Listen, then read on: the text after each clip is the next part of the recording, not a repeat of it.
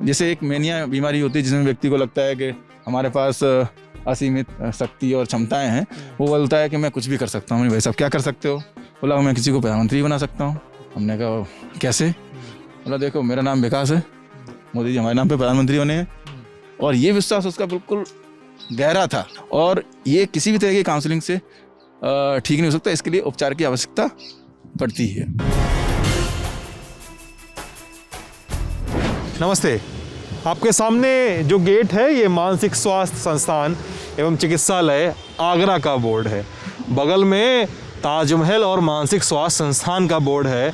मैं मानसिक स्वास्थ्य संस्थान इस वीडियो के शुरू होने पे 2 बार कह चुका हूँ, लेकिन जो आम भाषा में हम इसको कहते हैं आगरे का पागल खाना।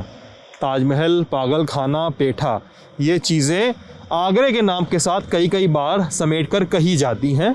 तो हमने सोचा कि क्यों ना आगरा के इस कथित पागल खाने को, और जिसको सही तरीके से कहा जाए तो मानसिक स्वास्थ्य संस्थान कहा जाएगा, क्यों ना सही तरीके से अंदर से देखा जाए कि अंदर के सीन कैसे हैं, क्या होता है, कैसे इलाज होता है, क्या चीज़ें होती हैं। और हम इन सब चीज़ों में हम मदद लेंगे दिनेश राठौर जी की। डॉक्टर दिनेश राठौर यहाँ के CMS हैं और हम गुजारिश के बाद ललन टॉप से बात करने को और ये पूरा मेंटल हॉस्पिटल दिखाने को एग्री कर गए हैं। बहुत बहुत शुक्रिया सर। तो हम लोग अंदर चलें अब। तो सर सबसे पहले कहानी इसकी स्थापना की करते हैं, ठीक है? ये कब बना, कैसे बना, शुरुआत कैसे हुई? मैं कई अखबार जो पढ़ रहा था, ये कम से कम 150 साल से ऊपर से पुराना है। क्या कहानी है सर? बिल्कुल सही बात है। देखिए, इसकी स्थापना के पीछे एक राजनीतिक द्वंद्व, जो हमारी आज़ादी की पहली क्रांति थी 1857 की, उस समय ये राज्य यूनाइटेड प्रोविंस यूपी था और इसकी राजधानी आगरा थी। आगरा में अंग्रेजी सत्ता का लेफ्टिनेंट गवर्नर था। इस द्वंद्व में मेरठ के मंगल पांडे की छावनी और झांसी की रानी लक्ष्मीबाई के किले से जो क्रांति की आग उठी, उसके दबाव में उसका मानसिक संतुलन बिगड़ गया। क्या नाम था उनका? उनका नाम जॉन कैल्विन था। अच्छा। उनका मानसिक संतुलन बिगड़ने के बाद सारी चीज़ें जैसे तैसे मैनेज हुई और क्रांति के पश्चात क्वीन विक्टोरिया ने भारत की सत्ता ईस्ट इंडिया कंपनी से अपने हाथ में ली और उस समय क्रांति को पूरा रिव्यू किया गया। तो रिव्यू में देखा गया ये तथ्य कि एक अंग्रेज अफसर का मानसिक संतुलन बिगड़ा था, तो उसके लिए एक मेंटल हॉस्पिटल की आवश्यकता है। उसके क्रम में क्वीन विक्टोरिया की अनुमति के पश्चात 1859 में 9 अक्टूबर 1859 में यहाँ पर एक मेंटल हॉस्पिटल शुरू हुआ। इसी ज़मीन पे, यहीं पे, इसी ज़मीन पे। ये उस समय ये जो जगह है वो आगरा शहर से 12 किलोमीटर दूर थी और कुल 173 एकड़ में मेंटल हॉस्पिटल शुरू किया गया। 173 एकड़? हाँ जी, काफ़ी बड़ा भूभाग है ये। हाँ, उस समय क्या था कि चूंकि शहर से दूर था, सारी गतिविधियाँ यहीं पे केंद्रित करनी थी और मानसिक रोगियों के लिए ऐसा है कि उनको सिंगल स्टोरी कॉन्सेप्ट था कि आप डबल स्टोरी थोड़ा रिस्की रहता है, तो उस समय इतने बड़े भूभाग पे मतलब ऊपर नहीं बना सकते, उनको एक ही फ्लोर पे सबको रहना है। हाँ जी, हाँ जी, हाँ जी। वही, और कोई लाइफ रिस्क ना हो ना। बिल्कुल बिल्कुल बिल्कुल। और ये भी कहानी कितनी सच है कि जिस अंग्रेज अधिकारी की बात हो रही है, उस अंग्रेज अधिकारी के साथ साथ कई सारे उस समय के सैनिक, 57 की क्रांति में शामिल कई सारे सैनिक पश्चिम और बुंदेलखंड के बीच की जो क्रांति में फंसे हुए थे, कई सारों का स्वास्थ्य खराब हुआ। ऐसा कि इस बात पे कितनी सच्चाई है? बिल्कुल, ये सही बात है कि कई अंग्रेज अफसरों का, कई अंग्रेज सैनिकों का मानसिक संतुलन बिगड़ा, जिसके लिए इस हॉस्पिटल में उनके लिए पृथक व्यवस्था की गई थी। यहाँ पर एक बेटर क्लास, एक उस समय पे अंग्रेज शासनकाल में एक अलग वार्ड था जिसमें अंग्रेज अफसरों को VIP जो मानसिक रोगी थे उनको रखा जाता था। अच्छा, VIP मानसिक रोगी? हाँ जी, हाँ जी, हाँ जी। अच्छा, अब यहाँ पे हमको समझना है कि जब 1859 में शुरू हुआ, एकदम ही नेसेंट होगा मेरे ख्याल से। उसमें इंडिया भी उतना डेवलप नहीं था कि हमारे मानसिक स्वास्थ्य की पढ़ाई बहुत सारे लोग करते हों, तो सारे डॉक्टर और अधिकारी अंग्रेज ही होंगे। बिल्कुल। और over the period of time कैसे कैसे मानसिक स्वास्थ्य का इलाज बदला, मतलब उस समय क्या होता था, कैसे इलाज होता था, जो हम फिल्मों में एक संजीव कुमार टाइप देखते हैं, पागलपन की जेल है और जेल के अंदर आप बंद हैं कमरे में और तो क्या है उस समय का इतिहास, कैसे इलाज होता था? आप बता रहे थे कि आप लोगों की योजना है कि यहाँ पे म्यूजियम भी बनाने की है, क्या है बताइएगा? हाँ, मनोचिकित्सा उस समय पे बिल्कुल अपने एक तरीके से कहें तो नवजात अवस्था में थी। हाँ। उस समय मनोचिकित्सा से संबंधित बीमारियों की पूरी समझ विज्ञान को भी नहीं थी। हाँ। तो उस समय मनोचिकित्सा जो मानसिक रोगी हैं उनको समाज के लिए खतरा माना जाता था और उनको शहर से दूर कहीं एक स्थान पर डिटेन किया जाता था, किसी अच्छा। कस्टडी में रखा जाता था। अच्छा। और आईजी जेल जो होते थे वो मानसिक असाइलम के इंचार्ज हुआ करते थे। IG jail? IG jail. और जिस तरीके से जेल में एक हॉस्पिटल होता है, एक वार्ड होता है, उसी तरीके से मानसिक स्वास्थ्य संस्थान, ये सामने वाली जो बिल्डिंग है, ये वाली, हाँ, ये है, इसको इन्फर्मरी के रूप में स्थापित किया गया।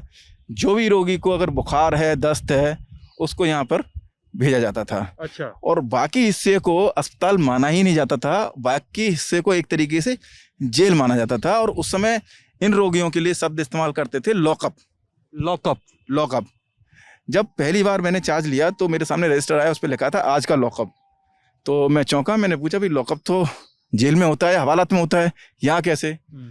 तो फिर धीमे धीमे सारे तथ्य निकल के आए। फिर अब वो जो एक रजिस्टर है, वो जो एक शब्द है लॉकअप, वो हमारे हॉस्पिटल एडमिनिस्ट्रेशन ने एक सहमति से उसको हटाया है। अब भर्ती रोगियों की संख्या, इस तरीके से हम उस चीज को मतलब कैदी से हटाकर अब रोगी माना जा रहा है। माना जाए। तो एक कहते हैं ना कि जिस मुहूर्त में बच्चा पैदा होता है उस मुहूर्त का असर उसके पूरे जीवन पे पड़ता है।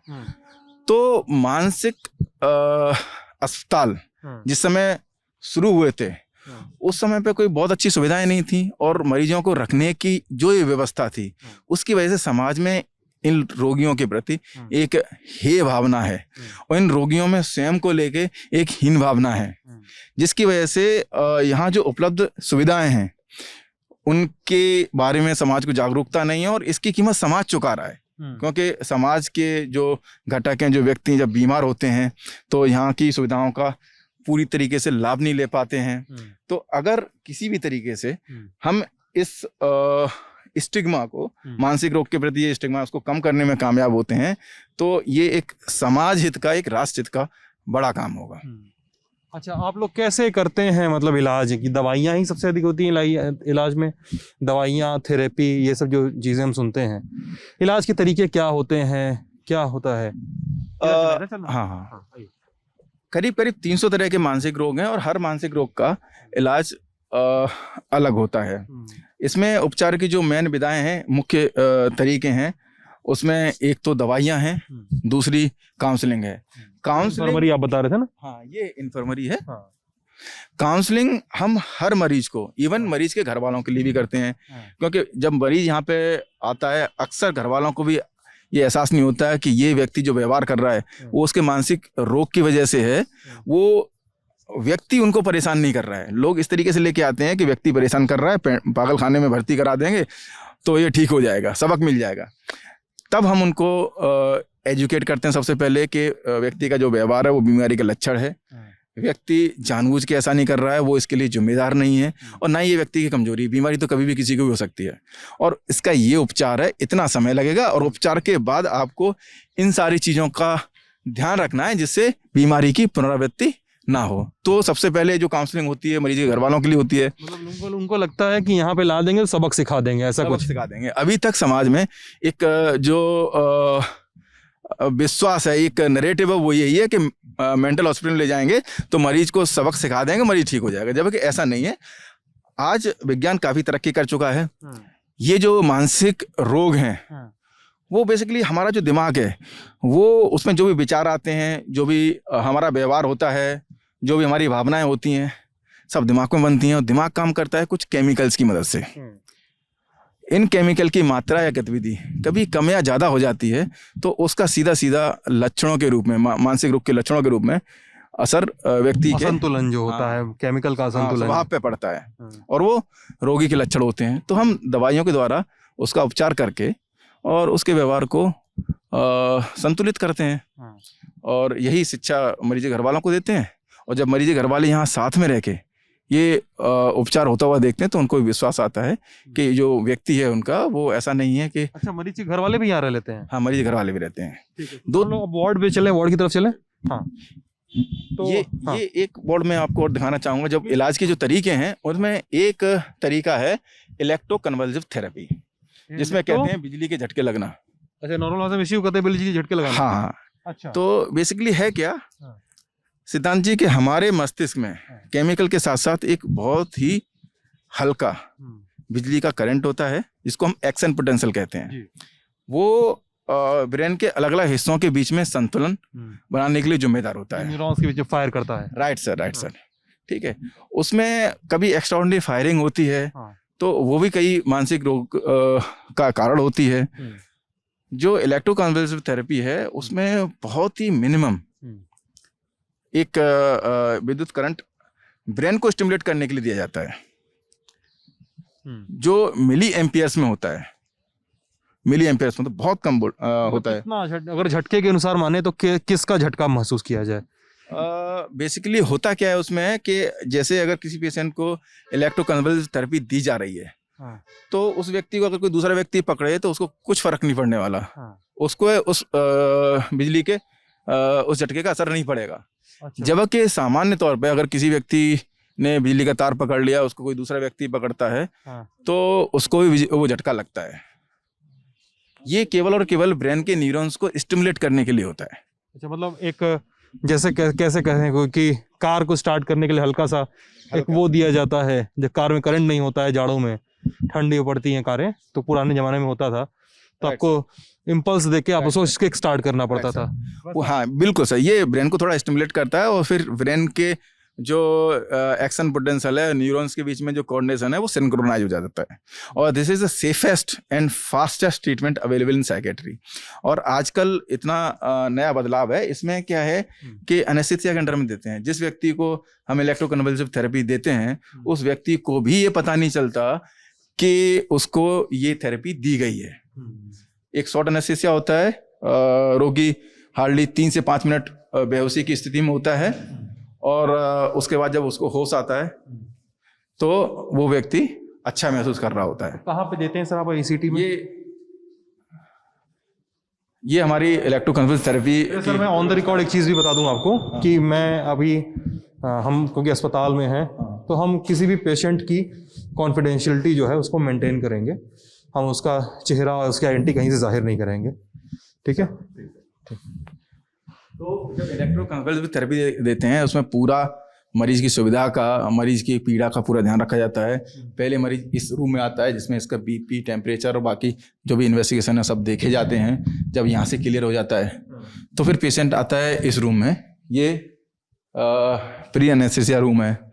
यहाँ पर जो एनेस्थीसियोलॉजिस्ट होते हैं वो उनके सारे वाइटल्स देखते हैं। यहाँ से क्लियर करने के बाद फिर पेशेंट आता है ये प्रोसीजर रूम में। ये एक छोटा तरह से OT हो गया थिएटर है। हाँ, ये सबसे मॉडर्न है। करीब सर यहाँ करीब 1 लाख ECT लग चुकी हैं और किसी भी ECT में कोई कैजुअलिटी नहीं हुई है। जैसा कि मैं आपको बता रहा, this is safest and fastest treatment available. कैसे देते हैं झटका सर? मतलब किस मशीनों की तरह से? मैं ये जानना चाह रहा हूँ, सामान्य ज्ञान मेरा में। ये मशीनें हैं, ये इलेक्ट्रोड हैं। अच्छा, ठीक है। ये जैसे इलेक्ट्रोड हैं, ये दोनों इलेक्ट्रोड हैं। ये जो ऐसे यहाँ पे पहनाया जाता है, यहाँ पहनाया जाता है, सर पे ऐसे ना? सर पे पहनाया जाता है। अच्छा। और ब्रेन को स्टिमुलेट करने के लिए बहुत ही मिनिमम करंट प्रभावित किया जाता है। अगर वो अदरवाइज हम इसको छुएं हाथ से तो कुछ महसूस नहीं होगा, लेकिन जब ब्रेन को स्टिमुलेशन देते हैं तो ब्रेन जब स्टिमुलेट होता है, ब्रेन की एक्टिविटी की वजह से हाथ पैर में झटके आ सकते हैं। लेकिन चूंकि हम एनेस्थीसिया में देते हैं तो पेशेंट को इससे जरा ही पता नहीं चलता। ये जो रिफाइंड टेक्नोलॉजी, इससे पहले क्या होता था कि सीजर इज ए थेरेपेटिक, जो झटका आता है तो पहले क्या करते थे, हाइपोग्लाइसीमिया इंड्यूस करते थे, उसके लिए इंसुलिन इंजेक्ट करते थे। जब पेशेंट की शुगर लेवल कम हो जाता था उसको सीजर आता था, उससे फिर इंप्रूवमेंट होता था। लेकिन वो बहुत ज़्यादा रिस्की है। कोमा में जाने के चांसेस। हाँ, कोमा में जाने के चांसेस, इंसुलिन कोमा हो सकता था। उससे ही पहले क्या करते थे, कैम्फर इंजेक्ट करते थे, कपूर को घोल के इंजेक्शन में उसको इंजेक्ट करते थे जिससे उसको सीजर आते थे। तो ये जो तरीके थे वो बहुत रिस्की थे। ये जो तरीका है बिल्कुल वैज्ञानिक है। व्यक्ति को किसी भी तरह की कोई पीड़ा नहीं होती, सर लेकिन जो पेशेंट आते होंगे हाँ। उनको तो बड़ा डर लगता होगा ये सुन के कि बिजली का झटका दिया जाना है उनको शुरुआत सुन के जरूर लगता है, लेकिन जो भी व्यक्ति को प्रोसीजर हो जाता है तो उस व्यक्ति को पता ही नहीं चलता प्रोसीजर हुआ कि नहीं हुआ। जब हम उसको बताते हैं कि हो गया है तब उसको पता चलता है क्या हो गया है। मतलब लोगों की क्या मान्यता है कि इससे उस रोगी को बहुत पीड़ा होती है, बहुत कष्ट होता होगा। और इस मैं अभी से बात की सर यही सोच रहा था। और जबकि जो असली जो इस पूरे कहानी का जो सारांश है वो ये है कि मरीज को तो पता ही नहीं चलता कि कब हो गया। जब हम उसको बताते हैं कि आपको इलेक्ट्रोकन्वल्सिव थेरेपी हो चुकी है तब उसको पता चलता है। हम एनेस्थीसिया की जो लेटेस्ट मशीन है एनेस्थीसिया के अंडर में करते हैं, एनेस्थीसिया के अंडर में बड़ी बड़ी सर्जरी कर देते हैं, उनको लिटा के और सर पे ये लगा दिया जाता है। हाँ जी सर। ये मेरे दिमाग में जो उनको लिटाया जाता है, फिर उनको एनेस्थीसिया दिया जाता है। एनेस्थीसिया में वो कभी 3 से 5 मिनट के लिए एनेस्थीसिया में रहते हैं। उस दौरान ये ब्रेन को स्टिमुलेट करने के लिए दिया जाता है और उसके बाद जब वो रिकवरी करते हैं तो उनको पता नहीं होता कि उनका इलेक्ट्रोकन्वल्सिव थेरेपी हो चुकी है। उनको तनाव से उनको राहत मिलती है, वो अच्छा महसूस करते हैं उसके बाद। और मेरा जो मतलब मेरी जो सीमित समझ है सर इसको लेके तो वो ये थी कि यार कुर्सी पे बांध देते हैं, उसके बाद वैसा हेलमेट टाइप का पहना देते हैं। ये हमारे बेड हैं, इन बेड पे पेशेंट को लिटाया जाता है, एनेस्थीसिया दिया जाता है और फिर इन बेड को इधर शिफ्ट कर दिया जाता है, ट्रॉलीज को इधर शिफ्ट होते हैं। ओके। और वही मेरे पास इमेज थी कि सर पे एक हेलमेट नुमा पहना के और इसमें खूब सारे तार लगे रहते हैं और खूब दांत के नीचे एक लकड़ी दबा के ऐसे झटका दिया जाता है। आप जानते हैं जैसे सिनेमा में दिखाया जाता है। सिनेमा में क्या है, हमारी जिंदगी भी बड़ी नीरस होती है, लेकिन सिनेमा में 3 घंटे की वही जिंदगी बड़ी रुचिकर दिखती है। सिनेमा में बेसिकली हमारे एंटरटेनमेंट के लिए सामान परोसा जाता है, जो हमें एंटरटेन करेगा वही सामान आगे दिया जाता है। तो जिस तरह से हमारी जिंदगी नॉर्मल है उसी तरीके से ईसीटी जो है क्योंकि नॉर्मल सा प्रोसीजर है। चलिए आगे ही चलते हैं। अगर आप हाँ बताइए। इस जो ईसीटी है, ईसीटी के आरटीएमएस वाला रूम खोल दो। इस ईसीटी का जो अगला फेज है, अगला डेवलपमेंट है, हाँ, जैसे शुरुआत में क्या हुआ था, मैंने बताया कैम्फर इंजेक्ट किया जाता था, फिर ग्लाइसीमिया मतलब शुगर कम किया जाता था, इंजेक्ट किया जाता था जैसे सीजर आए, फिर उसके बाद इलेक्ट्रिसिटी के जरिए एक बहुत ही हल्का बिजली करंट के साथ में स्टिमुलेशन किया गया। इसका जो अगला आने वाला फेज है वो है आरटीएमएस। इसमें चुंबकीय तरंगों के द्वारा ब्रेन के अंदर करंट ब्रेन खुद पैदा करेगा। अच्छा, हम बाहर से करंट नहीं दे रहे हैं। ये जो मशीन है बेसिकली क्या है कि फिजिक्स का सिद्धांत है, अगर आप किसी मैग्नेटिक कॉइल के बीच में किसी सर्किट को रख देते हैं तो उसमें बिजली पैदा होती है, बहुत ही माइन्यूट होती है। तो वो ये है कि ये इसमें मैग्नेटिक फील्ड क्रिएट किया जाता है, हाँ, इसके अंदर। और जैसे यहाँ चेयर रख के पेशेंट को रखा जाता है और इसको फोकस किया जाता है ब्रेन के ऊपर, इसको ये जो ग्रुप, हाँ, ये ग्रुप को, ये चुंबक, इसमें चुंबकीय क्षेत्र पैदा होता है। चुंबकीय क्षेत्र के लिए ब्रेन का जो हिस्सा है और जो वाटर सर्कुलेशन है वो एक सर्किट का काम करता है। तो अपने आप ही एक बहुत ही हल्का बिजली का करंट ब्रेन के अंदर पैदा होता है चुंबक के द्वारा, स्टिमुलेशन से, हाँ, चुंबक के स्टिमुलेशन से, और उससे पेशेंट ठीक होता है। तो ये ऐसे इलेक्ट्रिक और ये मैग्नेटिक वाले कितने सेशन देने पड़ते हैं किसी पेशेंट को? इलेक्ट्रिक वाले यूजुअली अमूमन हम इलेक्ट्रिक और मैग्नेटिक वाले 6 सेशन देते हैं। तीसरे में आराम मिलना शुरू हो जाता है और 5वें 6वें में पेशेंट करीब 90% ठीक हो जाता है। So this is fastest and safest treatment available. Doctor Rathore, अब ये जानना चाहता हूँ कि मैं कितने तरह के मेंटल इलनेसेस होते हैं। अब दूसरे वार्ड भी चलते हैं, घूमते हैं थोड़ा, कितने तरह के मेंटल इलनेसेस होते हैं? क्योंकि आम जनता के लिए, क्योंकि उनकी भी गलती नहीं, क्योंकि जनता को शिक्षित करने वाला कोई नहीं होता है। मेंटल हॉस्पिटल को आम भाषा में पागल खाना कहा जाता है, मनोरोगियों को आम भाषा में पागल कहा जाता है। तो क्या है मेंटल इलनेसेस का छोटा सा जो स्पेक्ट्रम है उसका क्या है डिटेल, अगर आप 2 मिनट में समझा सकें मुझे, 2-4 मिनट से। सर, जब शुरुआत हुई थी तो इस पूरी मानसिक रोगों को केवल एक ही टाइटल में डिस्क्राइब किया गया था, इंसैनिटी, मतलब जो व्यक्ति अपने सेंसेस में नहीं है, नॉट सेन। इस समय के साथ में ये जो पूरा जो स्पेक्ट्रम है मेंटल इलनेस का 2 भागों में डिवाइड हुआ, एक साइकोसिस, एक न्यूरोसिस। साइकोसिस वो लोग जिनको अपने भले बुरे का एहसास नहीं है, जो सच्चाई से दूर चले गए हैं, जो अकेले बैठे हैं, कानों में आवाज़ें आ रही हैं, वो उनसे बातें कर रहे हैं और वो जो बातें उनको जो कमांड दे रही हैं उस कमांड को कई बार फॉलो करते हैं, गुस्सा भी करते हैं, उनको जवाब भी देते हैं। तो ऐसे लोग अक्सर आपने देखे होंगे। इन्हीं को मानसिक रोगी की एक इमेज में पब्लिक देखती है। दूसरी जो एक क्लास है वो न्यूरोसिस। न्यूरोसिस जो कैटेगरी है उसमें जैसे अवसाद रोग के, चिंता रोग के, ओसीडी, जिन लोगों को नशा लेने की आदत, जिनकी बीमारी की हद तक पहुंच जाती है, उनको नशा मुक्ति के लिए उनके प्रयास करना। बच्चों में जो समस्याएं होती हैं एकेडमिक परफॉर्मेंस को लेके, उसको पूरा असेस करना, उसमें इंटरवेन करना। एक संबंधों की समस्या होती है कि जिस तरह से लोग बीमार होते हैं उस तरीके से संबंध भी बीमार होते हैं, तो उनको एड्रेस करना। पीटीएसडी किस में आता है? Post traumatic stress disorder. PTSD neurosis में ही आता है। इसमें क्या आता है, कई व्यक्ति अगर खुद ट्रॉमा से गुजरता है, असहनीय ट्रॉमा से गुजरता है, उसकी जीवन को कभी बहुत बड़ा खतरा हुआ होता है, तो रह के उसको कुछ एपिसोड्स आते हैं जिसमें अचानक से उसको तनाव बहुत ज़्यादा बढ़ जाता है और उसको भय लगता है कि वो जो परिस्थिति जो उसने विटनेस की थी वो दोबारा उसके सामने आने वाली है, और उसको लेके जो अपना प्रिकॉशंस ले सकता है, प्रिकॉशंस लेना शुरू कर देता है। तो वो न्यूरोसिस में ही आती है। तो साइकोसिस और न्यूरोसिस दो ब्रांच हैं, ब्रॉड ब्रांच। हाँ, और एक रोग होता है स्किज़ोफ्रेनिया, इसको कहते हैं। वो क्या होता है सर? सर सिजोफ्रेनिया में जो प्रमुख लक्षण होते हैं उसमें ये है कि कोई व्यक्ति को अचानक से, जैसे मैं आपसे बोल रहा हूँ, मेरी आवाज़ जितनी आपके लिए सच है, ऐसे ही उस व्यक्ति को अचानक से आवाज़ें आने लगती हैं, बिना किसी के बोले, आसपास के, बिना किसी मौजूदगी के, बिना किसी की मौजूदगी के आवाज़ आने लगती हैं। अच्छा। और व्यक्ति इन आवाज़ों में और वास्तविक आवाज़ों में अंतर नहीं कर पाता। तो वो आवाज़ें अक्सर उसके लिए कष्टदायक होती हैं, गाली गलौज करती हैं या फिर उसको हैरास करती हैं, तो व्यक्ति उसको जवाब देता है। तो जब होता है ऐसा सर उसमें? सर ब्रेन लक्षण हो गए ना, मतलब जो आप मेरी आवाज़ सुन रहे हो, बेसिकली क्या है कि मेरे बोलने से कान में जो हवा में कंपन पैदा हुए और आपके कान के पर्दे से टकराए, कान के पर्दे से ब्रेन के ऑडिटरी रीजन तक वो नर्व्स, सिग्नल गया, ब्रेन ने इंटरप्रेट किया और केमिकल चेंजेस हुए। तो ये बड़ा कॉम्प्लेक्स प्रोसीजर है। वो सारे बदलाव ब्रेन के अंदर, केमिकल चेंजेस और जो आपका ये एक्शन पोटेंशियल है जिसके जरिए नर्व्स मैसेज एक दूसरे को कन्वे करती हैं, उनमें जो बदलाव बिना किसी आवाज़ के अगर शुरू हो जाते हैं, तो फिर वही आवाज़ आप बिना किसी सोर्स के महसूस कर सकते हैं। और फिर व्यक्ति उनको जवाब देता है।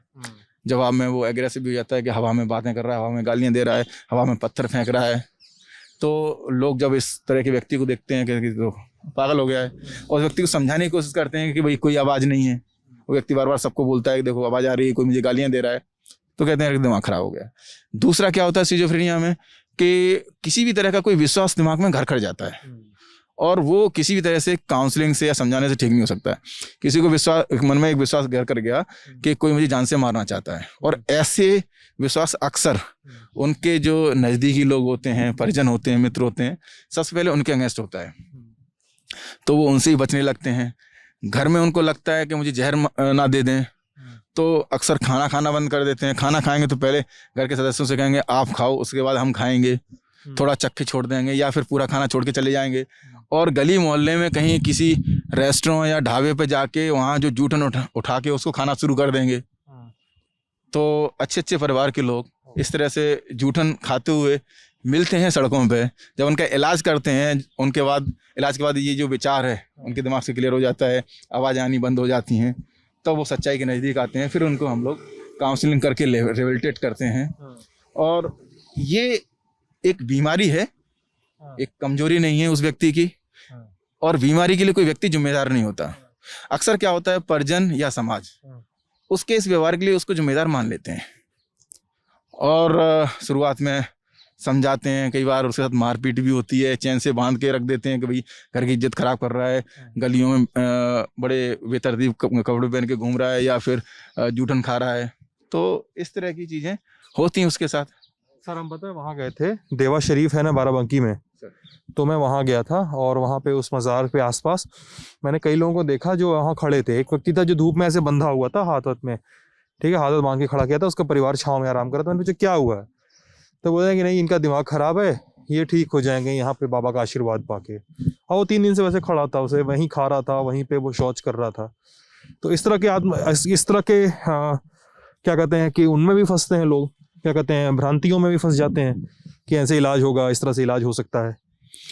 हाँ बिल्कुल सिद्धांत जी, ये एक बड़ी समस्या है। जागरूकता के अभाव में जो सरकार द्वारा उपलब्ध निःशुल्क सुविधाओं को भी जनता अवेल नहीं कर पा रही है। तो इसमें जागरूकता पैदा करने के लिए सबसे बड़ी भूमिका हमारे मीडिया की बंधुओं की है। उसके साथ साथ हम समाज के लोग भी एक दूसरे को जागरूक करें। संस्थान के तौर पे इस जागरूकता के लिए हम लोग समय समय पे एक सिटी क्लिनिक आगरा शहर में, इसके अलावा वृंदावन में आर के मिशन के साथ में भी वहाँ पे क्लिनिक करते हैं। वहाँ जो पेशेंट आते हैं उनको एजुकेट करते हैं। और ऐसी जो जगह हैं, मज़ार हुई, दरगाह हुई, या इस तरह के आश्रम हुए जहाँ मानसिक रोगियों को बांधा जाता है और पब्लिक मानती है कि ये कोई ऊपर का चक्कर है या भूत आ गया है, वहाँ हम जाते हैं। वहाँ के जो भी मुवज्जिद लोग होते हैं उनसे मिलते हैं, मानसिक रोग के विषय में बैठ के चर्चा करते हैं, और फिर हम चीज़ें एक तरीके से फैसिलिटेट करते हैं कि भाई ये चीज़ें हैं जो किसी भी, देखिए इसमें होता क्या है कि एक होता है कि भूत ऊपर से आ गया, जिसको हम डिसोसिएटिव डिसऑर्डर कहते हैं। अच्छा। डिसोसिएटिव ट्रांसेंस पोजेशन डिसऑर्डर कहते हैं। अच्छा। उसमें क्या होता है, किसी के ऊपर किसी की आत्मा आ गई। इस चीज़ का क्या कहें कि धार्मिक विश्वास इतना गहरा है कि कोई मानने को तैयार नहीं होगा। ठीक है, तो अच्छा, ये न्यूरोसिस में आती है तो इतना व्यक्ति के जीवन को ज़्यादा प्रभावित नहीं करती, वो व्यक्ति अपना डेली कार्य करता रहता है। तो इसके साथ साथ हम उनको ये ऑफर करते हैं, भाई जो साइकोसिस वाले पेशेंट हैं, जैसे सीजोफ्रेनिया हुआ, मेनिया हुआ, इन सारे चीज़ों पेशेंट्स को एटलीस्ट समय से वो यहाँ पे रेफर करते हैं। इसके लिए हमने दवा और दुआ ये कार्यक्रम शुरू किया। हम ये कहते हैं कि भाई आपकी दरगाह में आ रहे हैं, ठीक है, आप दरगाह बुलाइए। जो भी आस्था है, आस्था भी मानसिक स्वास्थ्य के लिए बहुत अच्छा काम करती है, लेकिन जो बीमारियां हैं और जिसके लिए जो औषधि की आवश्यकता है, हम रोगियों को नहीं कहते कि आप दरगाह मत जाइए, हम ये नहीं कहते कि आप फला मंदिर या फला आश्रम मत जाइए। हम ये कहते हैं कि भाई इसमें आपको इस दवाई की जरूरत भी है, तो आपकी जो भी करिए, इधर भी आप इलाज ही करिए। आस्था के साथ साथ हमारा उपचार चालू रखिए और हम आपको समाज में वापस स्थापित होने में मदद करेंगे। लेखक थे स्वदेश दीपक, पता नहीं आप जितना जानते हैं उनके बारे में। उनकी किताब बहुत फेमस है, मैंने मांडू नहीं देखा। और उनको ये था कि उनको अपने सपने में एक महिला आती थी। अब सपने में क्या, उनके कंसाइंस में थी कि वो महिला आती थी, उनका नाम उन्होंने मायाविनी रखा था। और वो सफ़ेद साड़ी पहन के आती थी और उनसे पूछती थी कि आप मेरे साथ मांडू देखने चलेंगे, मांडू के जो महल हैं, तो मांडू देखने चलेंगे। ये तो बार बार क्या इस तरह की चीज़ें भी जो पॉपुलर रेफरेंस में मौजूद हैं, ये भी वही आती हैं जो आप बता रहे हैं कि इमेजेस आना, फ्लैशेस आना, जिक्र कर रहे थे अभी हमसे। बिल्कुल बिल्कुल। अच्छा, जब मैं बेंगलोर में काम कर रहा था निमेंस में, उस समय एक महिला मेरे वार्ड में भर्ती थी। वो उसको डिलीजन था, एक फर्म एंड फिक्स बिलीव था कि मैं किसी टॉप के कांग्रेस नेता की पत्नी हूँ और उसी परिवार की दूसरी कांग्रेस की महिला नेता मेरी सास है।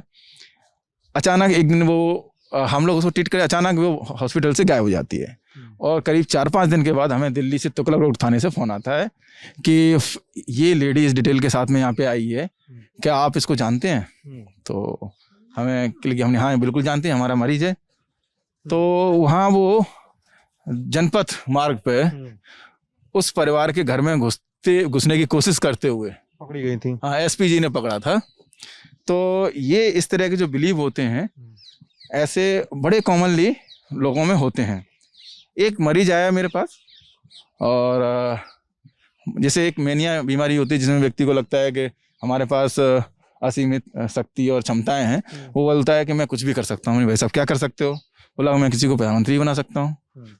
हमने कहा कैसे? बोला देखो मेरा नाम विकास है, मोदी जी हमारे नाम पे प्रधानमंत्री बने हैं। और ये विश्वास उसका बिल्कुल गहरा था, और ये किसी भी तरह की काउंसलिंग से ठीक नहीं हो सकता, इसके लिए उपचार की आवश्यकता पड़ती है। और कितने सीवियर रोगी होते हैं, क्या होता है सीवियर रोगियों का ट्रीटमेंट कैसे होता है, कितने दिनों तक चलता है? कुछ रोगी होते होंगे जो ओपीडी में दिखाने आते होंगे आपके यहाँ, कुछ रोगी होते हैं जिनको भर्ती करना पड़ता होगा, जो नॉर्मल अस्पतालों का प्रोसीजर होता है कि आप आओ दिखाओ, दवा ले लो, घर जाओ।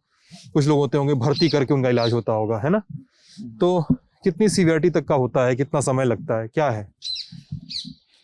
बेसिकली ये जो रोग हैं उनका एक नेचर अलग है। अगर नेचर हमने समझ लिया तो गंभीरता कुछ भी नहीं है। घर वाले इतने परेशान होके आते हैं और वो व्यक्ति हॉस्पिटल में घुसते से हमारी सारी बातें मानने लगता है।